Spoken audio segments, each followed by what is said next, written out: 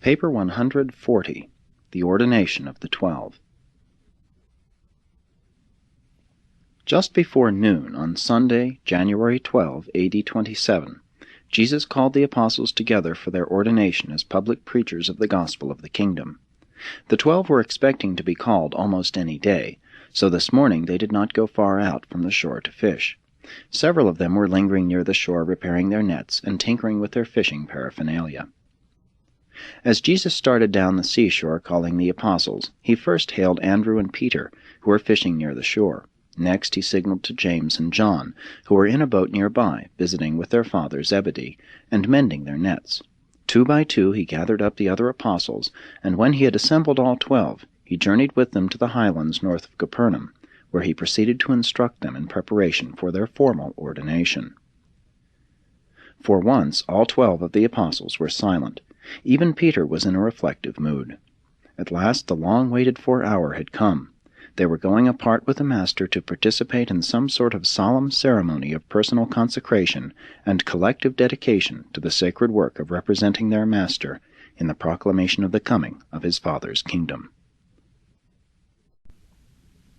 1. Preliminary Instruction. Before the formal ordination service, Jesus spoke to the 12 as they were seated about him. "My brethren, this hour of the kingdom has come. I have brought you apart here with me to present you to the Father as ambassadors of the kingdom. Some of you heard me speak of this kingdom in the synagogue when you were first called. Each of you has learned more about the Father's kingdom since you have been with me working in the cities around about the Sea of Galilee. But just now I have something more to tell you concerning this kingdom.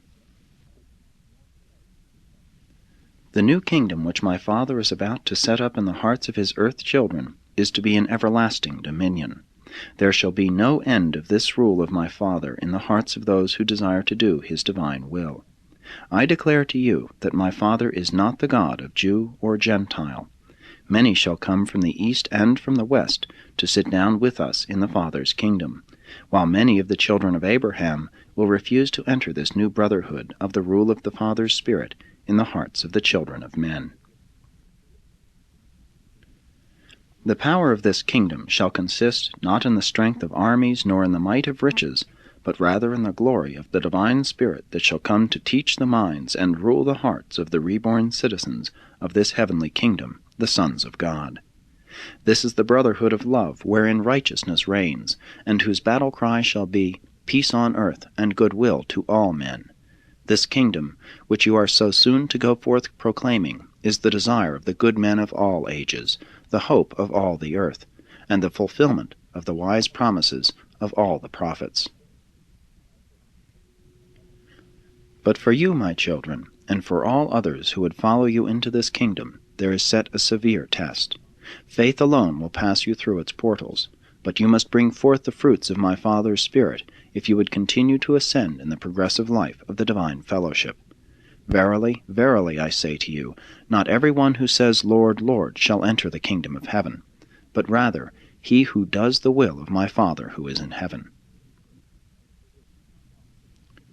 Your message to the world shall be, seek first the kingdom of God and his righteousness, and in finding these, all other things essential to eternal survival shall be secured therewith. And now would I make it plain to you that this kingdom of my Father will not come with an outward show of power, or with unseemly demonstration. You are not to go hence in the proclamation of the kingdom, saying, It is here, or it is there. For this kingdom of which you preach is God within you. Whosoever would become great in my Father's kingdom shall become a minister to all. And whosoever would be first among you, let him become the server of his brethren.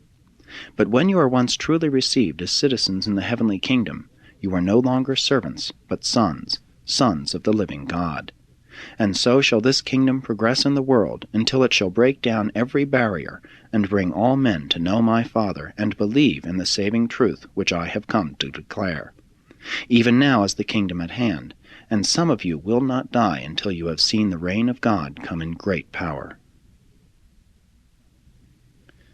And this which your eyes now behold, this small beginning of 12 commonplace men, shall multiply and grow until eventually the whole earth shall be filled with the praise of my Father.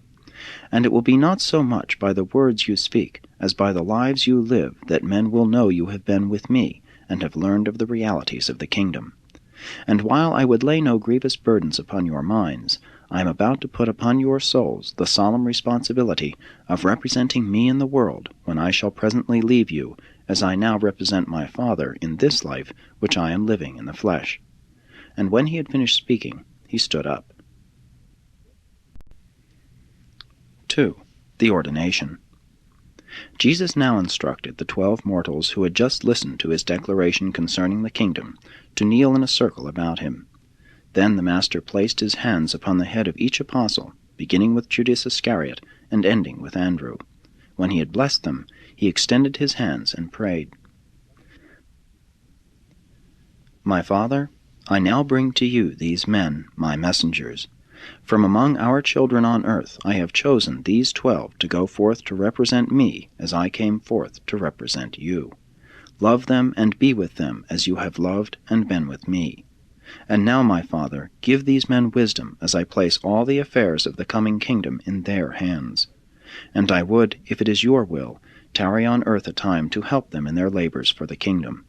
And again, my Father, I thank you for these men, and I commit them to your keeping while I go on to finish the work you have given me to do. When Jesus had finished praying, the apostles remained, each man bowed in his place. And it was many minutes before even Peter dared to lift up his eyes to look upon the Master. One by one they embraced Jesus, but no man said aught. A great silence pervaded the place, while a host of celestial beings looked down upon this solemn and sacred scene, the Creator of a universe placing the affairs of the divine brotherhood of man under the direction of human minds. 3. The Ordination Sermon. Then Jesus spoke, saying, Now that you are ambassadors of my Father's kingdom, you have thereby become a class of men separate and distinct from all other men on earth. You are not now as men among men, but as the enlightened citizens of another and heavenly country among the ignorant creatures of this dark world. It is not enough that you live as you were before this hour, but henceforth must you live as those who have tasted the glories of a better life and have been sent back to earth as ambassadors of the sovereign of that new and better world. Of the teacher more is expected than of the pupil, of the master more is exacted than of the servant.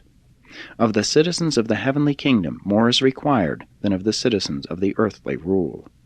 Some of the things which I am about to say to you may seem hard, but you have elected to represent me in the world, even as I now represent the Father, and as my agents on earth you will be obligated to abide by those teachings and practices which are reflective of my ideals of mortal living on the worlds of space, and which I exemplify in my earth life of revealing the Father who is in heaven.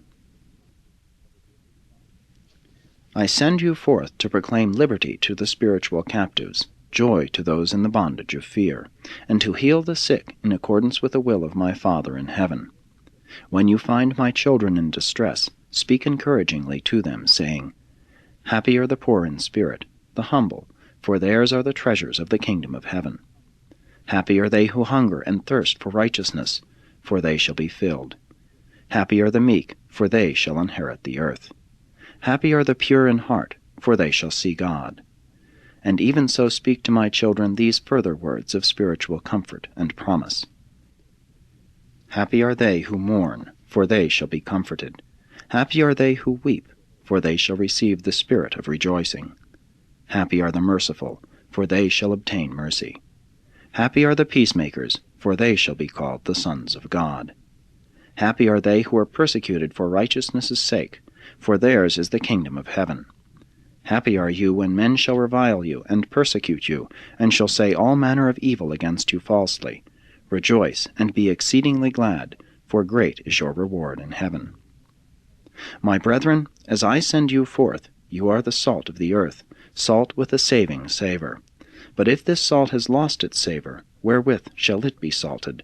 It is henceforth good for nothing but to be cast out and trodden under foot of men. You are the light of the world. A city set upon a hill cannot be hid. Neither do men light a candle and put it under a bushel, but on a candlestick, and it gives light to all who are in the house. Let your light so shine before men that they may see your good works and be led to glorify your Father who is in heaven. I am sending you out into the world to represent me and to act as ambassadors of my Father's kingdom. And as you go forth to proclaim the glad tidings, put your trust in the Father whose messengers you are. Do not forcibly resist injustice.